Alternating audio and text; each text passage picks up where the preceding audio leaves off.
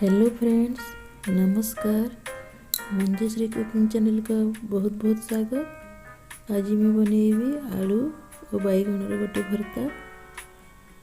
तो ये मुझे दुईटी बैगण, गोटे आलू और गोटे टमाटो। ये मो बैगण को पोड़ी देवी और आलू को सिझेकी नेबी।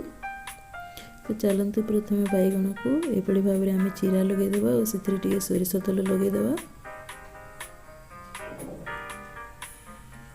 तापर आम गैस रे ये भाव में गोटे जाली दे बैगण को आम पोड़ी नेबा।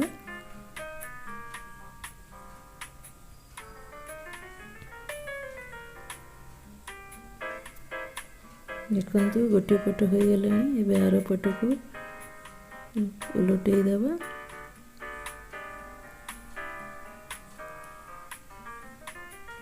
ये बैगण भल कर पोड़ी गला।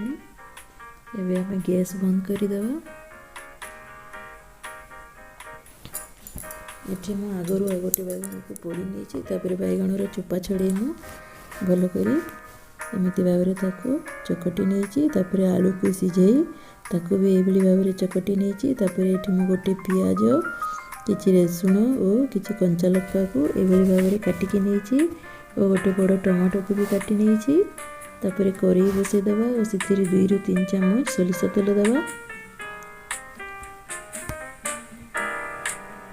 तापर तेल ताती गला आम ए सोरिष देदेवा गोटे चमच। सोरिष फुटी गला से प्रथम आम रसुण को देदेवा। टे भाजी देवा रसुण को। रसुण भाजी हो गला से कंचा लंका को देदेवा।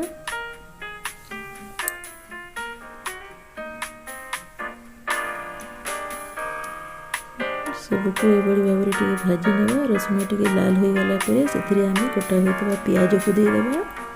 ये गोटे मीडियम साइज पियाज को नहीं काटिकी सबको दे भल कर ये भाव में आम भाजी नेबा। तापर काटिक रखिदा टमाटो को भी देदेवा।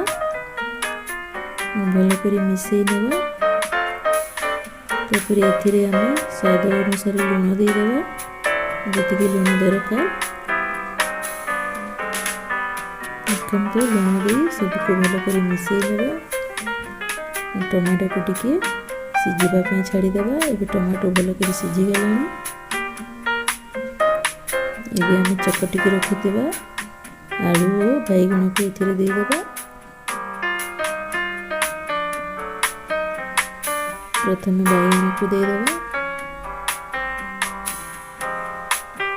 ये भाव में मिसई नेबा भल कर। तापर आलू को देदेवा, चकटा होता आलू को देदेवा और सबको भल भाव में मिसई नेबा जमीक कि आलू बैगण भल कर मिसीज।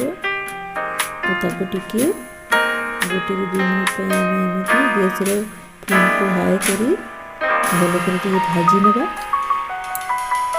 देखो ये भाव में भल कर भाजी नेबा।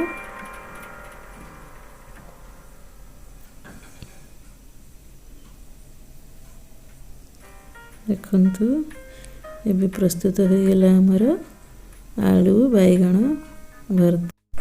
जदि मो वीडियोटी भल लगे ताहले वीडियोटी को लाइक शेयर और सब्सक्राइब कर दियंतु।